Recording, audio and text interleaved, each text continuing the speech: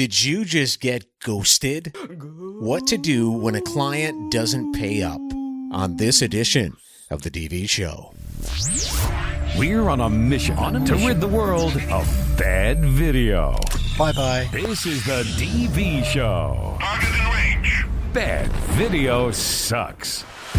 Welcome to this edition of the DV Show podcast. My name is Brian. Thanks for joining us. We have a great podcast for you this week, hopefully solving the age-old issue of a client not coughing up the goods. You know, that client who refuses to pay you after all of that video work that you did. So I know freelancing in the video production world does have its perk. But one of the downsides is that risk that one client won't pay on time and is seemingly unreachable. You know the one. Now, in the dating world, when someone stops calling and seems to have fallen off the radar completely, it's referred to as ghosting.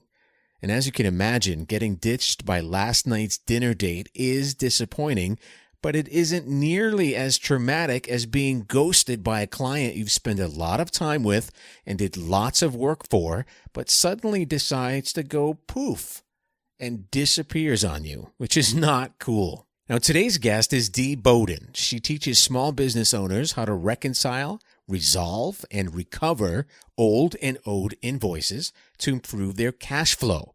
Now, she just came out with a brand new book called Collect the Cash, which is a great resource for anyone who needs a strategy to deal with that ghosting client.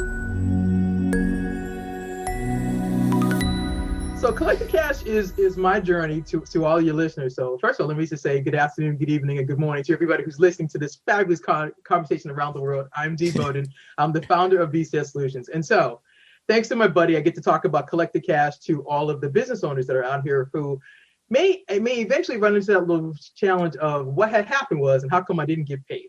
Because regardless of what you do and whatever line of business you're in, eventually you run into that customer who says, I'm going to pay you, or I'm not going to pay you, or what had happened was I have the situation and the reason I can't pay you is. And so my journey, my book, and we all have it. We all have had it. It's big time in this industry, believe me. It's big, and exactly. And that's why I wanted to talk to you about it, because I know that when you perform a product or service, like when you make a video, when you do services for anybody, you expect them, when you have the conversation, you have the contract, we're going to do this, I'm going to bill you, you're going to pay me, life is grand. It's that part when they bill you and then they don't pay you, is that part.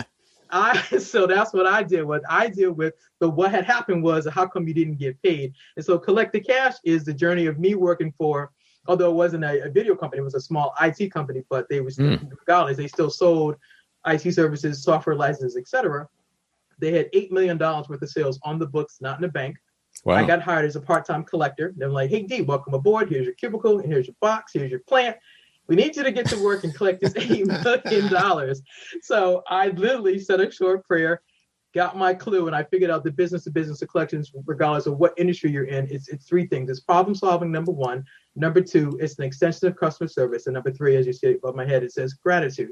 I personally believe that when you stop and say thank you to the people who take your phone calls, who help you figure out how come you haven't gotten paid, and the most important part, when they make sure your check actually gets cut, you absolutely need to go back and tell them thank you, because they don't have to go into the weeds to help you get paid, because that's not their responsibility. But I'm talking about this more from a corporate standpoint, but regardless of whether it's corporate or another AP person, when the person helps you get your check, go back and say thank you. And I've learned over the years of doing this, when you go back and say thank you, it makes for goodwill and good business. And that people are like, oh yeah, hey, that person actually said thanks. Next time there's an issue, they're going to remember you versus somebody else who actually, just took their check and just kept it moving. Really? So is it hard to say thank you? I mean, so we're talking to creative professionals here, right? If you don't, for me personally, I represent a good majority of my audience, my age, my demographic. Somebody doesn't pay me, I am no longer going to work with you. Right. So that's how we are in this industry. So saying thank you after they finally pay us after so long is very hard. I understand that, but see, and I guess that's because, in my world of dealing with government agencies and corporations and medium-sized companies and small, it's a principle that I've learned, and it's something that I've used across a slew of industries. I haven't had the privilege of dealing with video industry yet, but it's just something that I've learned is that when you drill it down, you do business with another person. Just like you and I are having this conversation, we both are business owners, but we're still people. And the first thing I said to you was, thank you for the opportunity to be a guest on your show. I just started off the show with that conversation by saying thanks. That's awesome. It's just a principle, and it's just something that I think we forget as business owners, that we're always chasing the next sale, the next contract, the next project, which we're supposed to, but at the end, here's a better at the end there's a better way of saying this. Most of us who just came through the holiday season, if you got a holiday card, a Christmas card, whatever, some of the people that you do business with wrote you a note. They said, thank you for doing business with us. Thanks for being a customer. Yes. That's all I'm talking about. It's that part. They do an extension of customer service by saying thank you, because they want to make sure that they are top of mind for you as you come into the new year, and as you keep going throughout the year and going, okay, am I going to stay in do business with them? Did I even get a car for them? Do they even acknowledge me as a customer? No, I'm serious. You laugh, but I'm serious. Yeah. I hear you. True, right? Because it's true. It's like I'm kind of laughing because this is true stuff, right? And most people don't apply this or even know this. Right, and that's why it's so important we have this conversation, because that's why this is like one of my three principles. It's like customer problem solving, number one. The what had happened was, and then the customer service. And then the gratitude thing, like I said, the holiday season was perfect. It was a perfect example, because I looked up and I'm like, you get these cards. They say, thank you for being a customer. We hope you and the family are doing well, and that you continue to do business with us in the following new year. Happy New Year, blah, blah, blah. And I'm like, I just caught that. I'm like, you know what?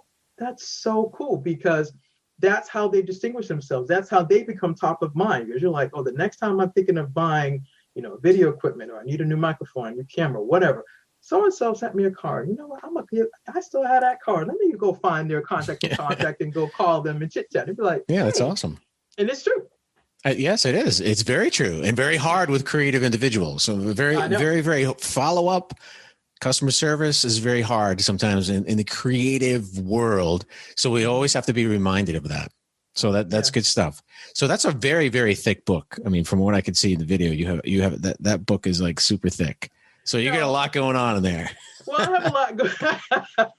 I have a lot going on, but it's actually it looks thicker than it is in the video, but it's a short story. It's short stories, and it's basically principles. It's like the fortune is in the follow up. One of the things you have to do in business, you have to follow up, regardless of what you sell. You got to follow up. And then there's the whole thing about gratitude, and then there's for those of you that are sports fans, you'll get to learn about my sports analogy, but you have to get the book in order to do that. Oh, come on. Come on. I can't give you everything. No, You're going to throw a tease out there and then not think we're going to bite right now? Come on, D. No, you might not bite right now, but you will eventually. But yeah, I do a pretty cool sports analogy about why, how collections and mindset and especially whoever your favorite team is, whoever they are, when you follow them. So, okay, let's take Boston. So you have the Patriots, Red Sox, the Bruins, the Celtics, and then the New England Revolution. Whoever you follow. Very good, by the way, for being away for so long. That's awesome. Mm-hmm. Thank you. So one of the things you notice about your favorite players, they always are in the zone. If you see them, they usually have headsets on, or earphones in their head. They're listening to music, or they're preparing themselves mentally. Well, I kind of talk about, I'll give you just a little bit. I talk about the getting into the collection zone for what do you have to do to get yourself ready to go get your money. And I use the sports analogy, so you feel like, oh, I get it. Because if your favorite player has to get prepared to get into the game, well, you have to quote get into the game to get your money. That's right. Thing. That's right. Yeah. All right, that was a good enough tease. Right. I have to say that was good enough. So I know in the video production world, I can think of an example right now of a video professional who owns his own business. He makes a cool, I don't know, $120,000 a year, right? Solo. He does it solo.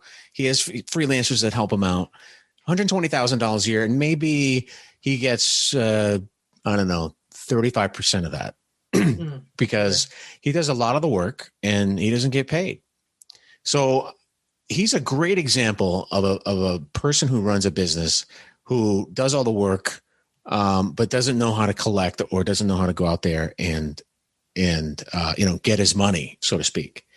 So I had a whole podcast about this a couple of years back where I kind of mentioned you shouldn't even be in this situation to begin with, right? You shouldn't even be in that situation where you have a client who doesn't pay you.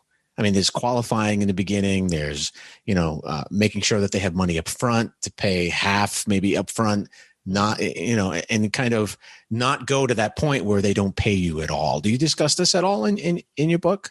Absolutely. You do? And Okay. I do. And one of the things I talk about is that you absolutely need to have an agreement. You have to have some kind of a contract that says, it could be a one pager, basically, the name of your company, what are you providing for them, the service or the product, when you're supposed to deliver it to them, that they absolutely need to give you a deposit of some sort, and then you deposit, then you do something, then you invoice them, then you get paid. It's no different than, like for painters.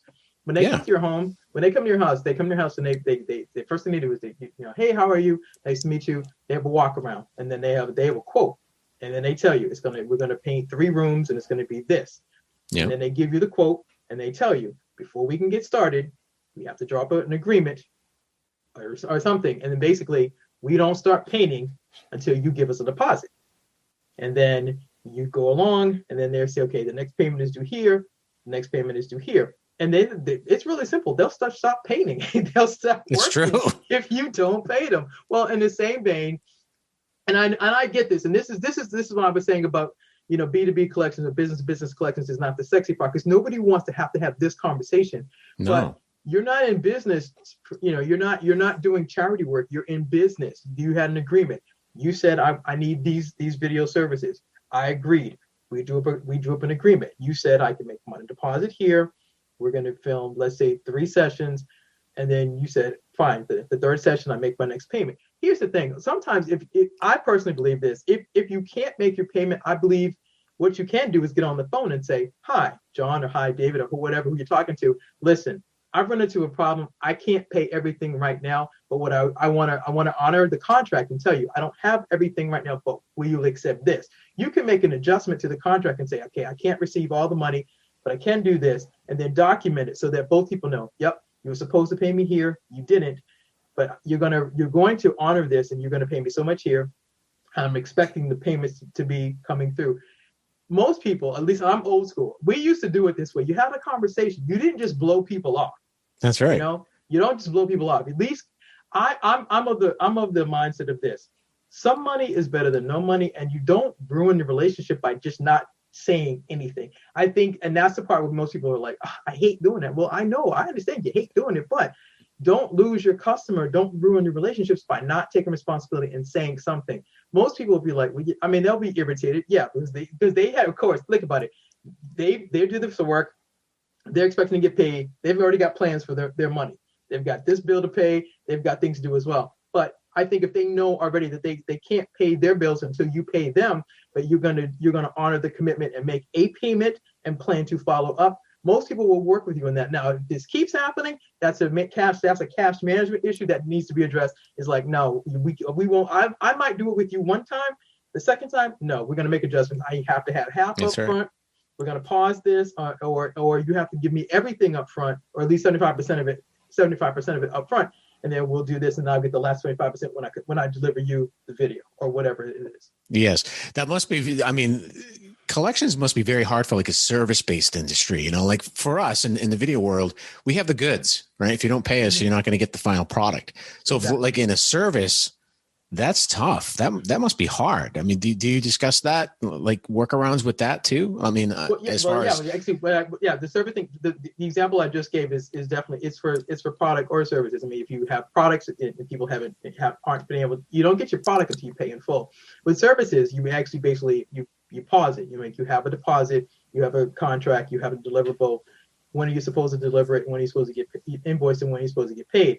If you're tracking that information and you see that that's not happening, there has to be an interrupt. You're like, no, we can't continue the service until you actually pay, or at least have a conversation and say, okay, we can't pay everything. Will you accept the partial payment? And here's what I'll do to make good on this.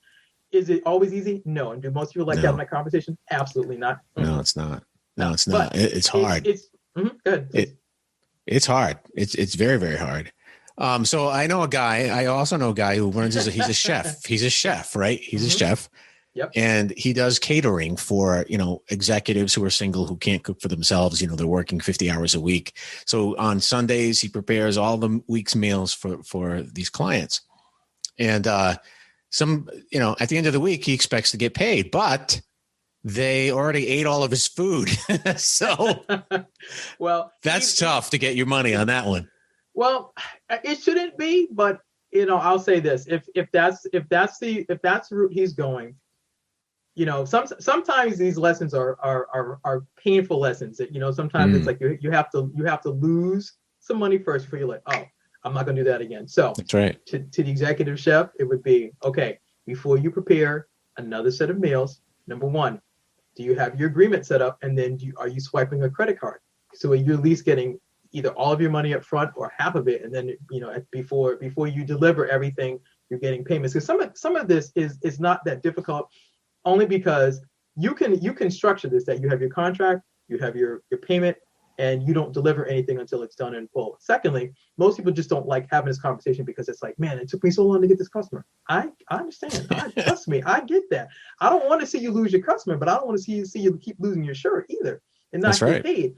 And I think you have to take responsibility. Either you take responsibility or you have somebody else who, if that's not your land of genius, then you have to find somebody who can come alongside you and say, okay, listen, you don't do well at asking people for money. Let me do that part, because that's my gift. You go cook. You go cook and be in your lane, or you go make videos and be in your lane, and let me do this. Because also, one of the things that for me is, I understand the art and science of building relationships. I mean, you have to build a relationship in order to get the business. Especially today, that's something that you need to glue. That's the glue of business today is a relationship. That's how it works. It's always been. But here's the thing. You know what? It's always been that way. I think right now that social media has put it on blast. And unfortunately, we old school. If we had an issue, most of the time it was, you grabbed a cup of coffee or you grabbed a drink or whatever, and you talked it out and you figured out, okay, what's wrong? Let's solve this. Now I feel like people don't sit down and talk. I feel like people are too quick to grab their phone, do a quick Facebook Live, go put you on blast, and just ruin your reputation. And I'm old enough to know that reputation, your name was everything. We were talking about where we're both from in Boston. I mean, my last name is Bowden, so I was I'm the Bowden's kid. I couldn't go anywhere. Oh, in my neighborhood, somebody aren't you so and so's kid? Yes, sir. Yes, ma'am. And you're branded. Absolutely. And a quick phone call before I could get home to tell my side of the story. What had happened was this is what it's like. Mom, Dad, no, I don't want to hear it. Someone so caught. It's like no. And then our reputations today, companies, whether small, medium, or large, are constantly looking at their brand and customer service. And why do you think you constantly get these surveys? They always, they have a survey about, how did things go? What could we improve on? What didn't you like the least? What did you like the best? Well, why are they doing that? Because they're looking at how can they improve your customer experience. That's what everybody's doing, whether you're a solopreneur or whether you're a major corporation. How do you improve the customer experience? Well, if one part of the customer experience is that I'm not getting paid on a regular basis, that's right. Don't sleep on that, because that part is just as important as you doing the service. It's just as important. That's awesome. In my case, I think it's more. That's awesome. I want to buy this book. Okay. But, you're on the podcast now, so maybe I can get it for free. Just kidding. I'm just kidding. You got some good stuff. So how can we find your book, D? Where is it? Is it on Amazon? It'll be on Amazon, but you get it from me directly, and you actually get an autographed copy. So wow. Yep, absolutely. You go to www.collectthecash.biz/book. That's www.collectthecash.biz/book. You actually get a signed copy from me personally. Wow, this is good stuff. So to sum it up, this book is basically a way to get your money, the nice way. The nice way. Yep. which we need in this industry, D. Believe me, we need it. So it comes at a good time. For additional tips, tutorials, and to get your video questions answered, visit thedvshow.com. Stay on the cutting edge with The DV Show.